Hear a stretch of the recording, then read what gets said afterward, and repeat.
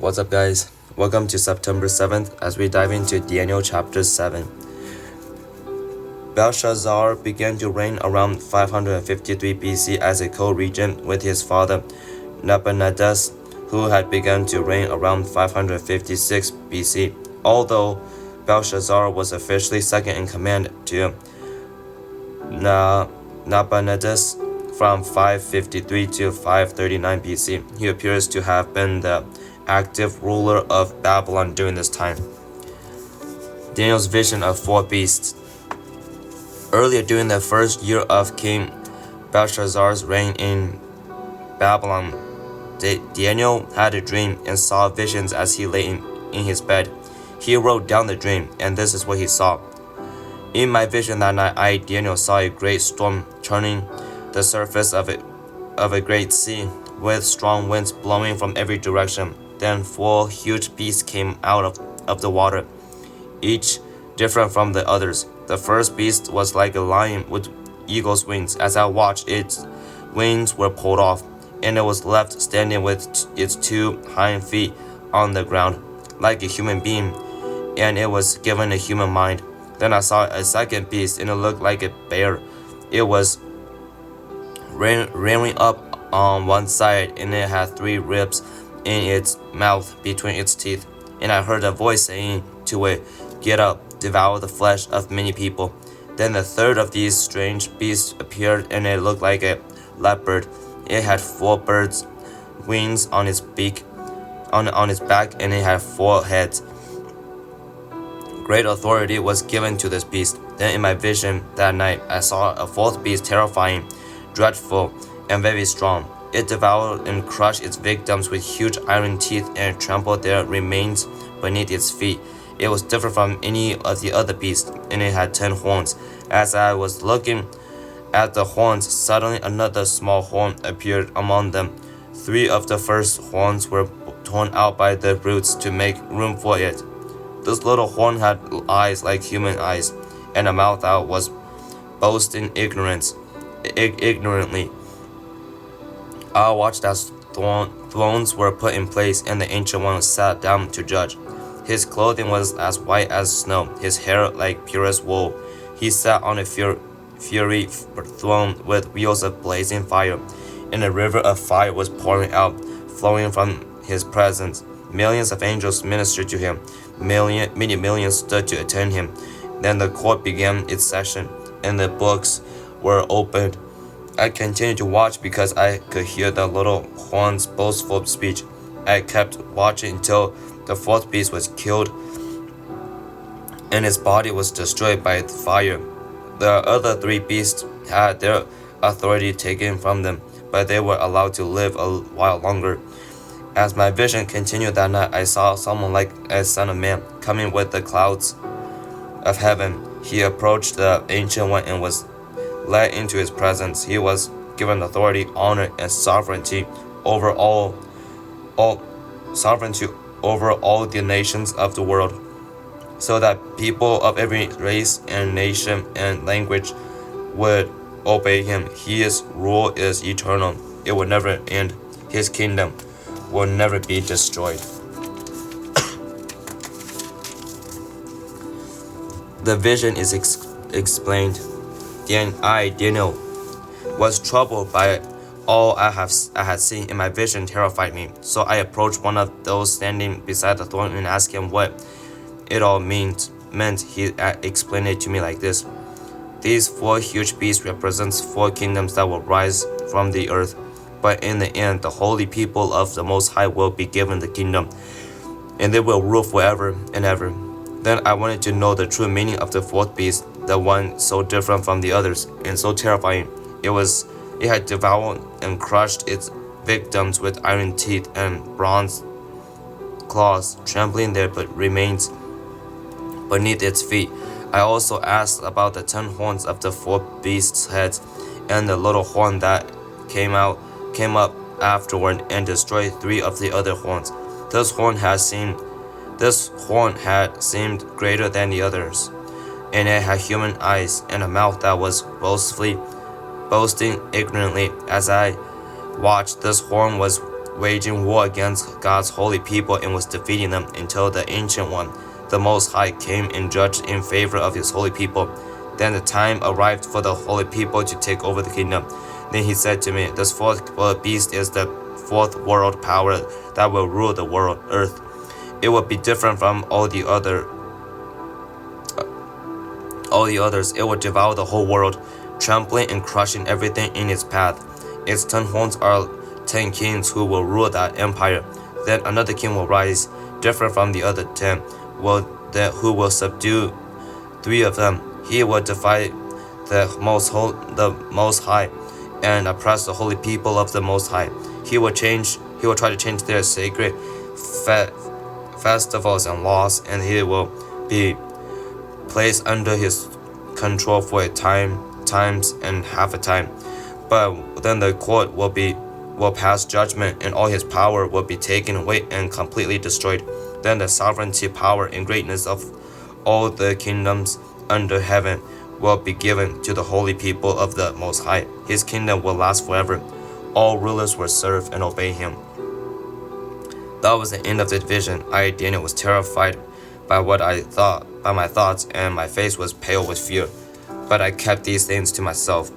Chapter 8. Daniel's vision of a ram and a goat. During the 3rd year of King Belshazzar's reign, I, Daniel, saw another vision, following the one that had already appeared to me. In this vision, I saw at the fortress of Susa in the province of Elam, standing beside the Ulai River. As I looked up, I saw a ram with 2 long horns standing beside the river. One of the horns were longer than the other, even though it had grown later than the other one. The ram butted everything out of its way to the west, to the north, and to the south, and no one could stand against him or help his victims. He did as he pleased and became very great. While I was watching, suddenly a male goat appeared from the west, crossing the land so swiftly that he didn't even touch the ground. This goat, which had one very large horn between its eyes, headed toward the 2-horned ram that I had seen standing beside the river, rushing at him in a rage. The goat charged furiously at the ram and struck him, breaking off both his horns. Now the ram was helpless, and the goat knocked him down and trampled him. No one could rescue the ram from the goat's power. The goat became very powerful, but at the height of his power, his large horns was broken off. In the large horns place grew 4 prominent horns pointing to the 4 directions of the earth. Then from one of the prominent horns came a small horn whose power grew very great. It extended toward the south and east and toward the glorious land of Israel. Its power reached to the heavens, where it attacked the heavenly army, throwing some of the heavenly beings and some of the stars to the ground and trampling them. It even challenged the commanders of heaven's armies by canceling the daily sacrifices offered to him, and by destroying his temple. The army of heaven was restrained from responding to this rebellion, so the daily sacrifice was halted, and truth was overthrown. The horn succeeded in everything it did. Then I heard 2 holy ones talking to each other. One of them asks, "How long will the events of this vision last? How long will the rebellion that causes desecration stop the daily sacrifices? How long will the temple and heaven's army be trampled on?" The other replied, "It will take 2,300 evenings and mornings, then the temple will be made right again." Gabriel explains the vision.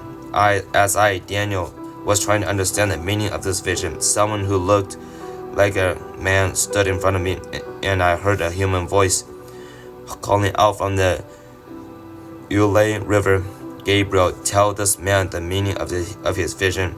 As Gabriel approached the place where I was standing, I became so terrified that I fell with my face to the ground. "Son of man," he said, "you must understand that the events you have seen in your vision relate to the time of the end." While he was speaking, I fainted and lay there with my face to the ground, but Gabriel roused me with a touch and helped me to my feet. Then he said, I am here to tell you what will happen later in the time of wrath. What you have seen pertains to the inroads of time. The two-horned ram represents the kings of Media and Persia. The second male goat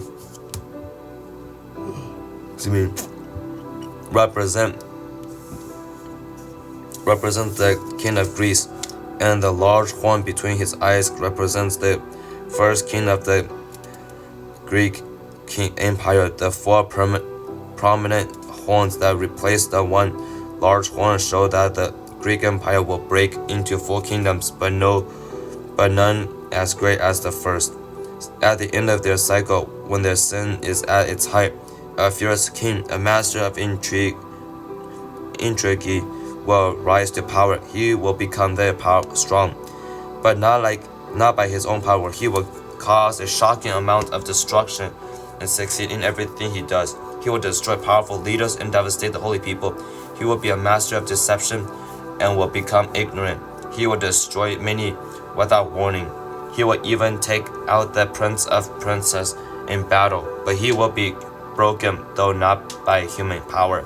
This vision about the 2300 evenings and mornings is true, but none of these things will happen for a long time, so keep this vision a secret.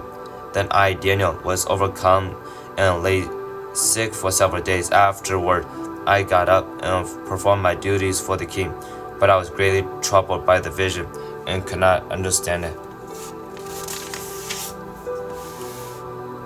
The following events took place the night before the Medes and Persians conquered Babylon in October of 539 BC.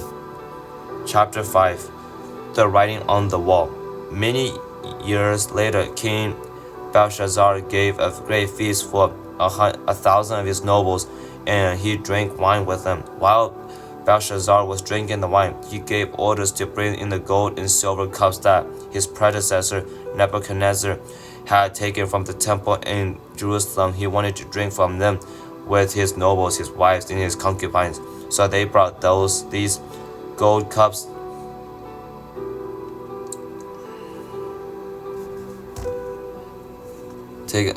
so the king and his nobles, his wives, and his concubines drank from them.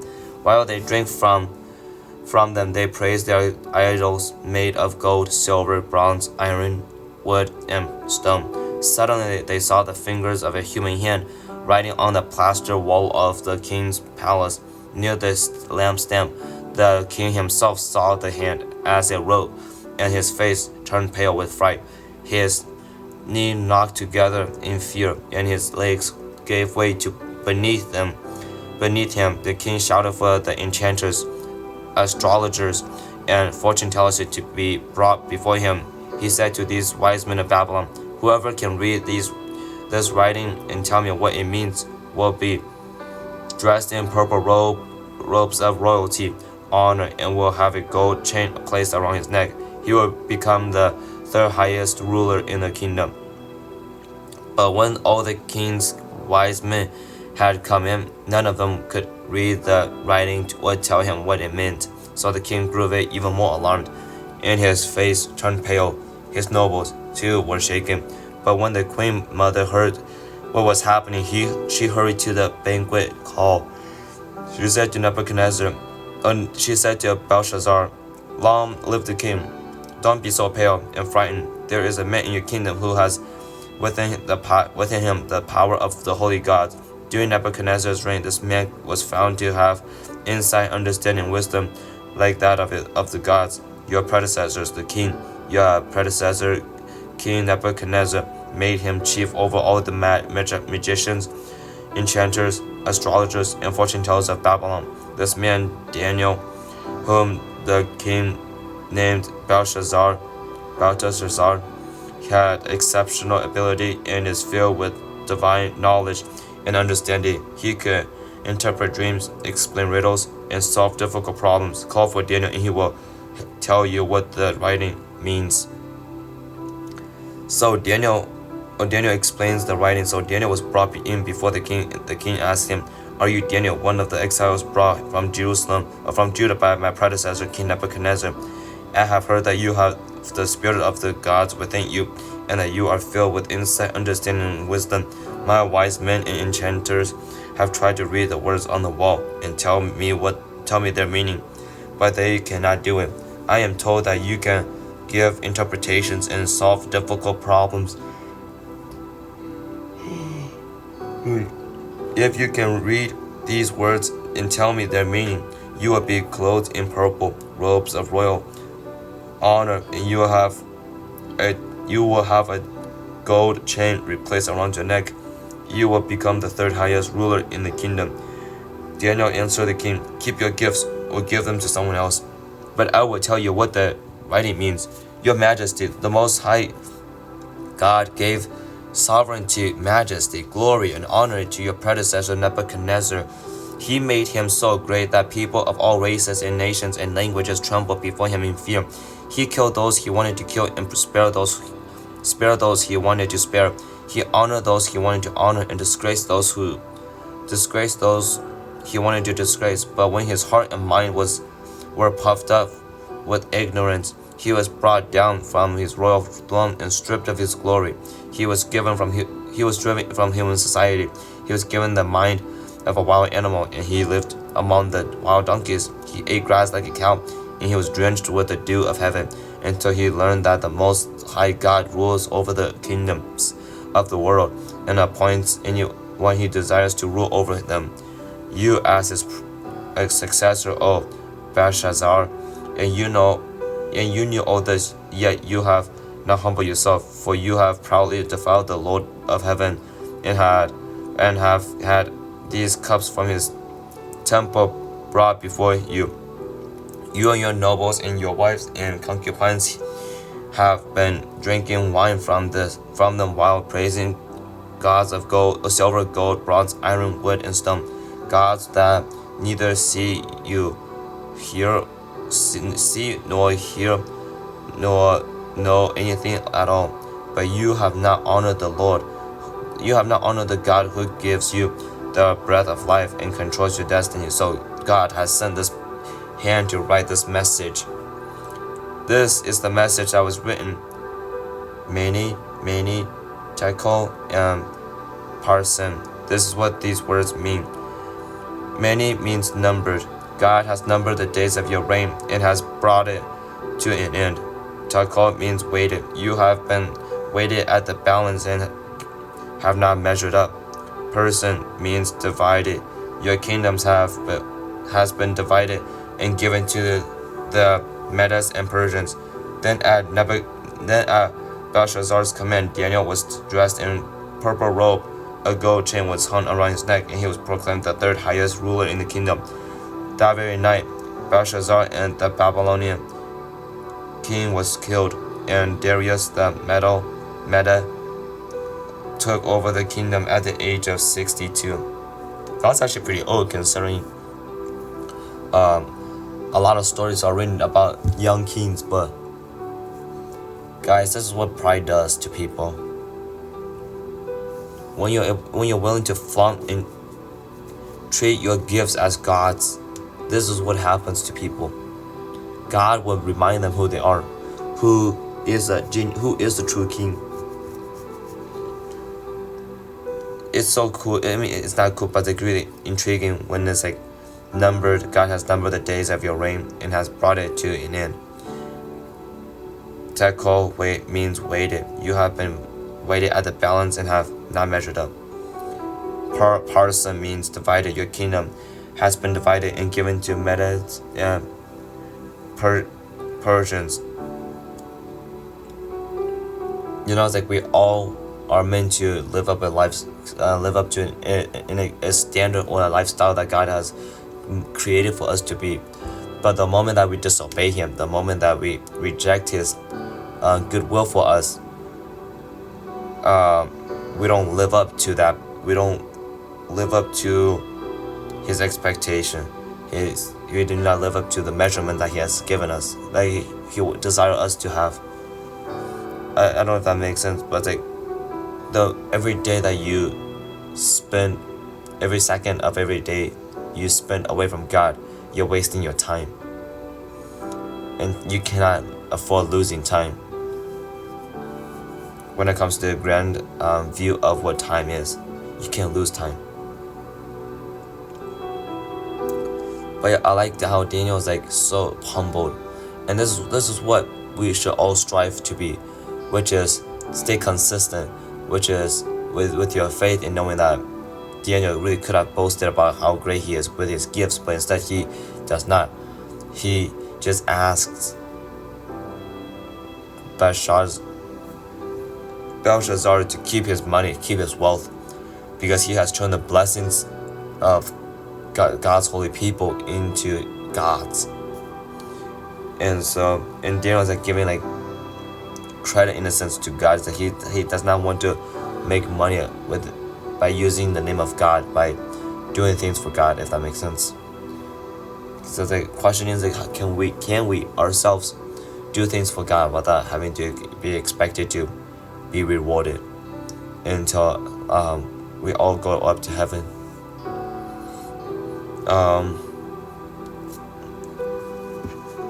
Yeah, and so a lot of what we read today is just Daniel having these visions, in which I'm very confused about. But yeah, I hope what I share is helpful, that we can just learn from Belshazzar. It's like, don't be prideful, don't show your wealth to people.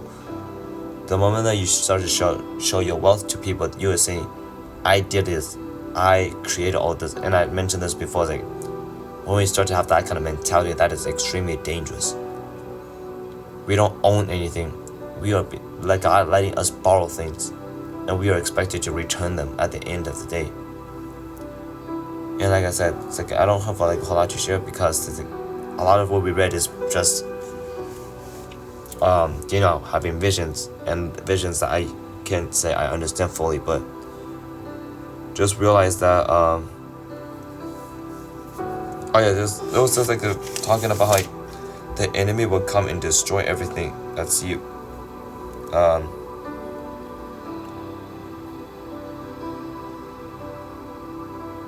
he will cause a shocking amount of destruction and succeed in everything he does. He will destroy powerful leaders and devastate the holy people. He will be a master of deception and will become ignorant. That's what Satan is. That's the thing about Satan, is that he never has any intentions for us. Everything that he does is out of selfishness for himself. And so once he uses you, once he sees how devastated you are, he disposes you, because he knows that it's so much harder for you to go back to God. And so it's like a realization, like sometimes like we suffer. We have to suffer